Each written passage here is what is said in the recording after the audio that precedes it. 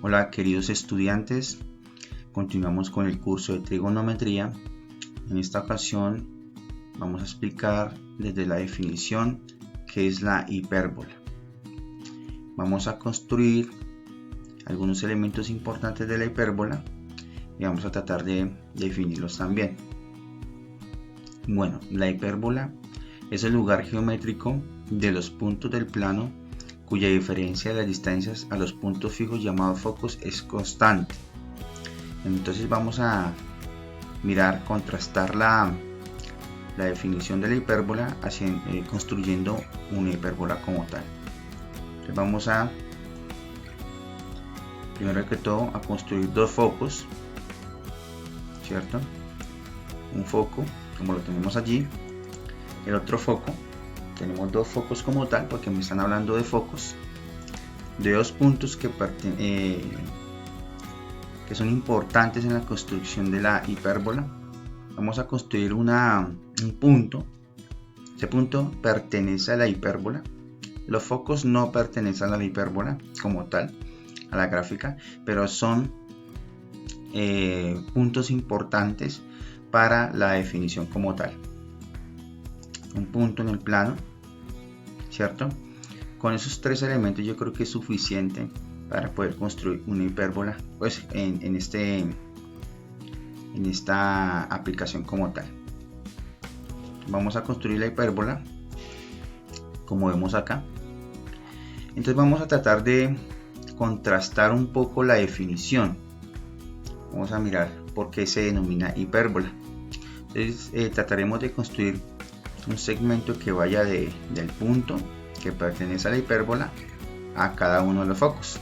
Un punto P, un segmento que vaya de P a F2 y otro segmento que vaya de P a F1. Entonces ese segmento, pues acá en la aplicación ya lo construimos y en este caso mide 2,35. El otro segmento de P a F2 equivale a 7,13 unidades. Vamos a graficar también unas intersecciones de la parábola, perdón, de la hipérbola, qué pena, de la hipérbola con el eje X. Entonces tenemos allí un vértice V1, también son elementos importantes de la hipérbola. V2 también, y vamos a tratar de definir el segmento que va desde el vértice 2 al vértice 1 y de paso miraremos cuánto mide. Entonces tenemos acá ese segmento, mide 4,78 unidades.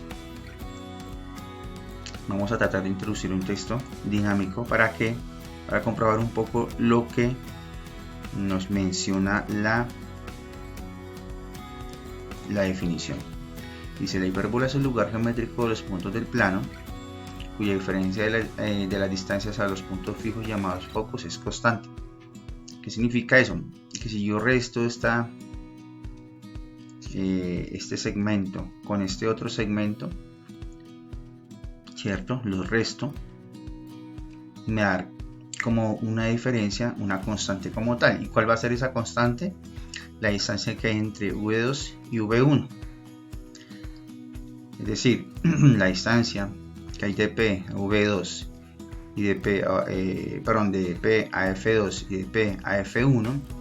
Si yo resto esas distancias, me da como resultado una constante, y esa constante va a ser la distancia entre V2 y V1. Miraremos rápidamente. Si movemos el punto como tal que está sobre la hipérbola, paremos allí un momento, detallemos un poco las distancias. Entonces la distancia que es de P a F1 es de 1,97, midimosla acá. La distancia que es de P a F2 es de 6,74, miremosla acá. Si yo resto eso me da 4,76, y este resultado coincide con la distancia que tenemos de V2 a V1, ¿cierto? Y comprobamos allí que, pues, porque se considera esta sección comunica como un lugar geométrico. Ya lo comprobamos. Ya comprobamos su definición como tal. Listo. Paramos allí, comprobamos 3,16, 7,62, hago la resta entre los dos, 4,45, y esa es la diferencia, la constante, ¿cierto? Bueno, elementos importantes de la hipérbola. Para rápidamente, los elementos importantes de la hipérbola son los vértices. Obviamente los vértices son en este caso las intersecciones, ¿cierto? Que tiene la hipérbola con un eje llamado eje transverso. A este eje se le conoce como eje transverso. Entonces hay una especie de intersección allí con ese eje transverso, ¿cierto? Hay un eje conjugado que pues hoy no está gráficamente, no se nota acá, pero es un segmento de recta que cruza en la mitad al eje transverso.